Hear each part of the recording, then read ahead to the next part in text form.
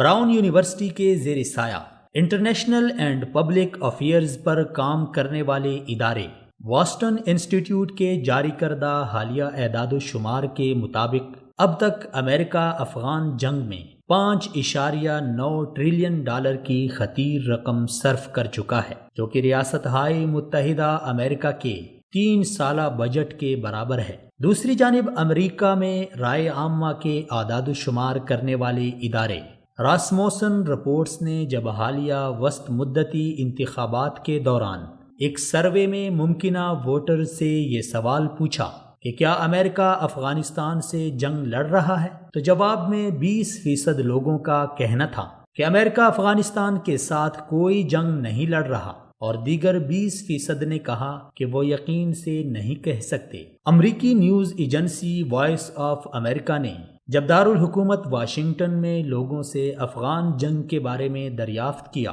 تو ان میں سے اکثر لوگوں کا کہنا تھا کہ وہ بس امریکی فوج کی افغانستان میں موجودگی کے بارے میں جانتے ہیں، لیکن جنگ کے بارے میں کچھ خاص نہیں جانتے۔ 2001 سے لے کر اب تک افغان جنگ میں 2271 امریکی فوجی ہلاک جبکہ 20,000 سے زائد زخمی ہو چکے ہیں۔ دلچسپ بات یہ ہے کہ امریکی سوشل میڈیا کی سب سے بااثر شخصیت امریکی فوج کے کمانڈر ان چیف اور صدر ڈونلڈ ٹرمپ نے 21 ماہ کی صدارتی مدت کے دوران افغانستان کے حوالے سے صرف 5 مرتبہ ٹویٹ کیا ہے، اور گزشتہ ایک دہائی میں گوگل پر افغانستان کے حوالے سے کی جانے والی سرچ میں واضح کمی دیکھی گئی ہے۔ جلد ہی افغان جنگ اپنے 20ویں سال میں داخل ہو جائے گی، جو دنیا کی تاریخ کی سب سے طویل ترین اور مہنگی ترین جنگ ہوگی۔ امریکی ماہرین کے مطابق افغان جنگ سے جو نتائج امریکہ کو مطلوب تھے